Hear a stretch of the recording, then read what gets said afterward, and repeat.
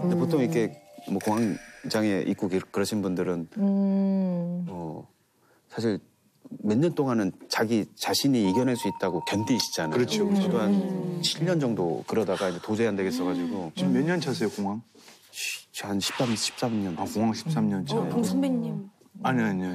쳐다도 못 보는 연차죠. 아유. 13년이면 꽤 고생하셨네요. 예, 그쵸. 예. 이게, 그냥, 이게 평생 가는 증상인가? 어떻게 해야 되지? 이게 되게 절망감도 중간중간에 오더라고요. 이게 저는 이제 머리가 멈춰요. 딴 건 문제가 아니고, 머리가 그냥 컴퓨터 꺼진 것 같이 멈춰가지고, 어떤 단어나 문장도 구축이 안 되고, 그냥 우주에 혼자 이렇게 떠 있는 거, 중력 없이. 혼자 막 이게 360도 돌고 막 이러는 거예요. 그러니까, 그때는 이제 잘 쉬면 되는데. 그렇죠. 예.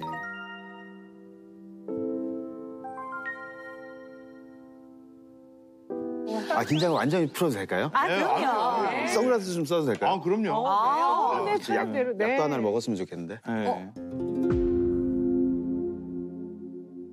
사실 뭐 최근 출연작 뭐 지역도 잘 됐고 뭐 아까 뭐 지금 하시는 일도 뭐 승승장구 하시는 것 같은데 근데 그럼에도 불구하고 저희 상담소를 찾아주신 이유가 있으시겠죠? 어떤 성향이라고 해야 되나요?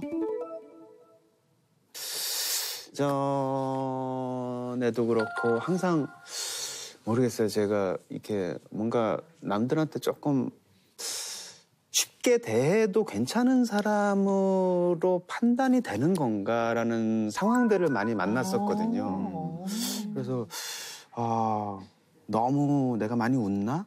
네, 너무 내가 사람들에게 저는 이제 한 5, 6년, 6, 7년 전 정도까지 전에 초등학생들한테도 되게 극존칭을 했어요.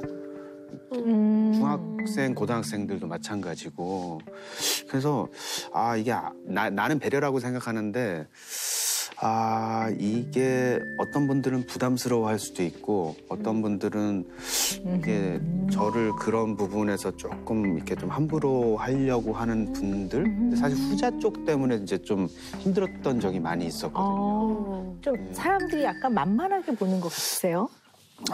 그러니까 어떤 뭐 여럿이 있을 때 제가 다 이상한 뭐라고 해서 타겟이 돼야 한다고 해야 될까요? 좀 몰이를 당한다거나. 네, 근데 제가 근데 너무 옛날까지 가면 좀 그렇긴 하지만 중학교 때는 이제 어떤 학급 동급생이 어떤 친구하고 이제 다툼이 났어요. 근데 이 친구가 이제 의자를 이렇게 들더라고요. 이제 이렇게 내려치려고 애들 막 주변에 모여 있고. 저도 이 인근에 이제 앉아 있었어요. 근데 이 친구가 이 든 의자를 설마 저한테 내려치는 거예요. 아무 상관도 없어. 아무 상관도 저 아무 마디도 안 하고 그냥 앉아 있었을 뿐인데. 아유 저런. 네, 그래서 이제 머리에 이제 피가 막. 어머. 네. 굉장히 놀라셨겠어요. 그냥 예측이 전혀 안 되는 상황이잖아요. 네, 그러니까 이제 일단은 너무 큰 충격과 고통이었고 그렇게 뭐 누군가에게 맞아본 적이 벼랑 없으니까요. 뭐 성인이 돼서도 어떤 영화제 집행위원장님하고 영화 제작자님하고 좀 이게 점잖으신 분들인데 같이 이제 조용하게 이제 영화 얘기하고 있었는데 갑자기 어떤 연기하는 이제 저보다 나이 위에 계신 어떤 선배님이 갑자기 이제 술 한 잔 먹고 이렇게 자리로 오더니 그냥 저를 그냥 다 보니 막 육두문자를 한 10분 동안 하면서 뭐 그냥 이유를 모르겠는 어떤 거지. 갑자기 그냥 이유가 없이. 일행도 아니었고. 네, 그냥 저희 자리를 덥석 앉더라고요. 뭐 시비가 붙은 것도 아니었고. 네. 그래서 이제 제가 그 이 두 분한테 무슨 일이 날 것 같으니까 제가 일어나겠습니다 하는데 일어나는 와중에서도 또 계속 웬일이야.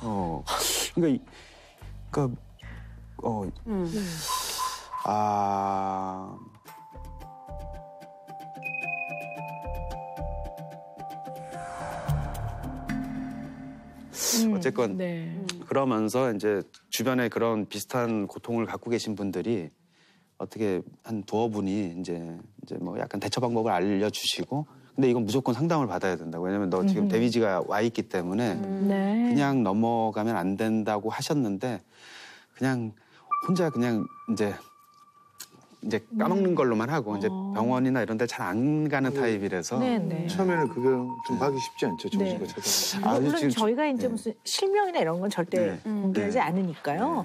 제가 좀 궁금한 게 그리고 아까 저는 네. 우리 감독님 이렇게 뵀을 때 사실은 이 감독님의 눈을 제가 이렇게 아까 뵀잖아요.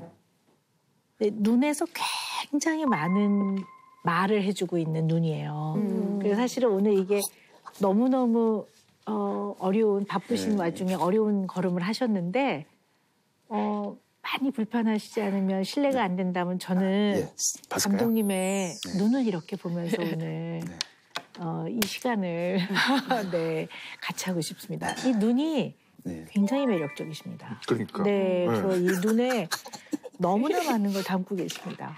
네, 네.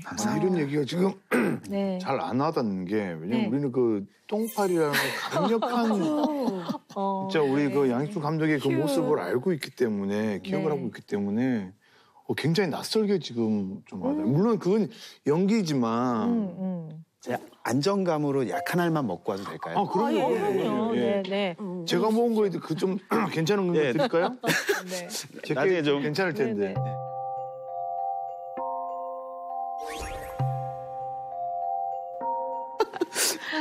엄청 유쾌하신데. 네. 아니 한 10분, 15분 계셔야 될 텐데. 괜찮겠어요, 형님? 네.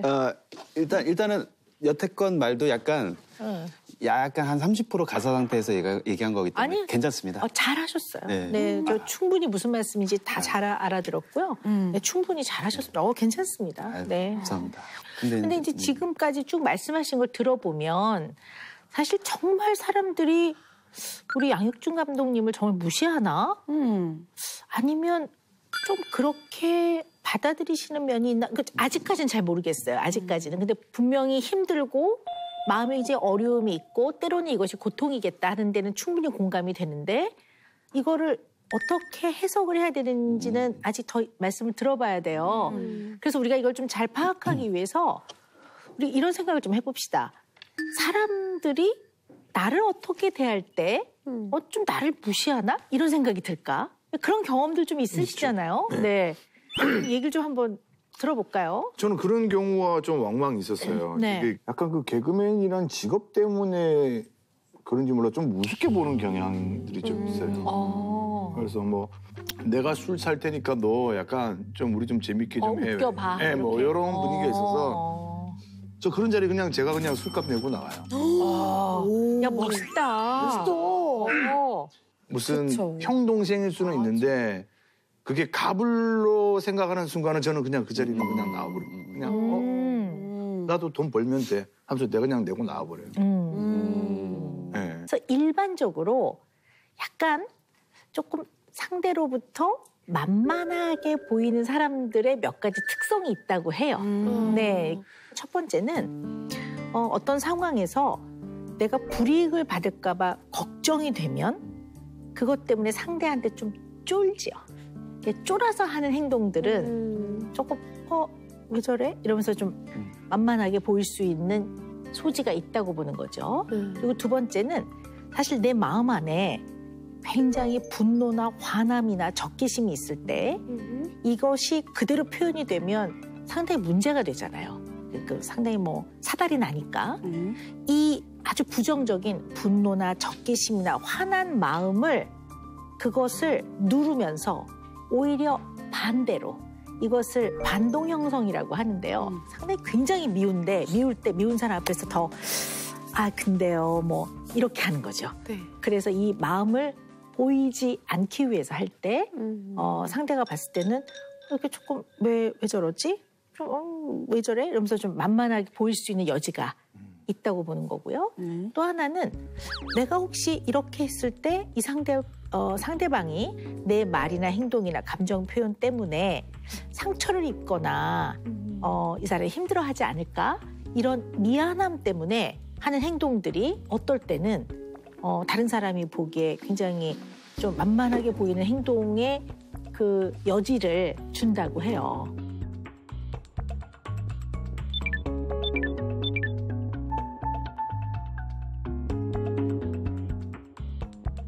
어느 정도까지 저를 낮췄냐면 야, 안녕하세요 뭐 양희철입니다 그러면서 야, 안녕하세요 할 수도 있잖아요. 근데 좀 이렇게 뭐라고 해야 되나 좀 비속어인데 안녕하세요 국밥입니다.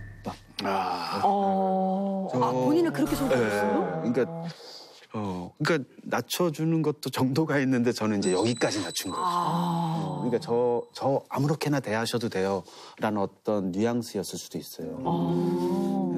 존중을 많이 못 받은 어떤 상황 안에서 많이 있었어서 그랬던 걸 수도 있고 가능하면 상대를 존중해야 된다는 이 마음이 좀 그러니까 저희가 연출할 때도 이제 스태프들이나 배우들에게 항상 하는 게 우리는 누가 높낮이 감독이 높고 제작자가 높고 높낮이가 없다. 너는 제작부의 막내 역할을 하는 역할이고 나는 감독을 하는 역할이고 당신은 배우를 하는 역할이고 다 우리가 그냥 자기의 역할들을 수행하면 되는 거지 우리 안에 높낮이가 있어서는 안 된다라는 얘기들을 항상 하면서 작업을 하거든요. 그래서 그러니까 역할로서 내가 너보다 더 위에 있다 혹은 나이가 있다 이런 것들을 전해주지 않으려고 하는 방법이 저 되게 사실 말도 그래요? 이런 게 아니라 사실은 그렇습니까? 단학가 같은 어떤 느낌 있잖아요. 극존칭 같은 그런 느낌으로도 많이 쓰고 그랬었거든요. 네. 자, 근데요. 네. 제가 쭉 말씀을 들어보면서 이게 좀 굉장히 중요한 면이겠구나 하고 지금 딱 생각이 나는 게 있는데요. 이분은 무지하게 창의적인 사람이고 새로운 것들을 작품을 창조하는 사람이에요. 그리고 굉장히 능력이 뛰어나신 분이에요. 그리고 역할을 매우 잘 해내시는 분이에요. 성실하게. 그리고 상대를 대할 때 역할을 강조하지 서열이라든가 어떤 상대를 밑에 둔다든가 그러지 않아요. 그러면 일반적으로 능력 뛰어나 그다음에 일 잘해 상대를 존중해. 그러면 대부분은 굉장히 좋아하고 존중하고 존경해요. 근데 그렇지 않은 아주 일부의 상황이 왜 그럴까? 왜 그럴까 생각을 해보면 결국 어떤 상황에서는 양익준 감독님은 굉장히 부적절할 때가 있는 것 같아요.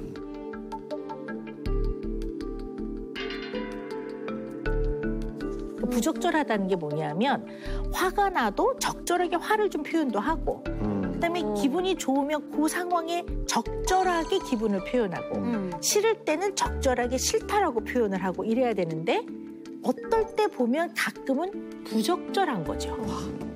네, 왜 그럴까 하는 거예요. 왜 이분은 부적절할까?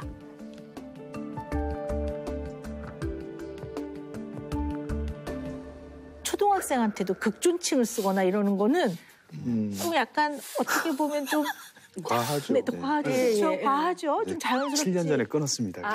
네, 그러셨습니다. 네. 그러셨구나. 네, 힘든데. 중학교 고등학생들까지도 이제 친구야 이 정도로 이제 좀 바뀌었죠. 물론 7년 전에 끊었지만 초등학생한테 진지 잡수셨어요? 이거는 부적절한 거잖아요, 사실은. 근데 나쁜 건 아니에요. 초등학생한테. 기침하셨습니까? 네. 근데 왜 그럴까 하는 거죠.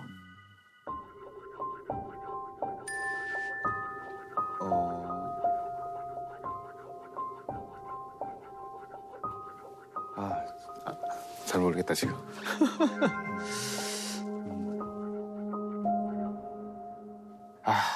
한 5분만 쉬어도 될까요? 그럼요. 네, 그럼요. 그러면 전혀 상관없습니다. 네. 근데 저 같은 그 중간에 멈추는 출연자들도 많아요. 아유, 괜찮습니다. 그럼요. 여기 다 편안하게 마음을 나누는 곳이지. 아유. 감사합니다. 그럼요. 네. 파이팅! 네.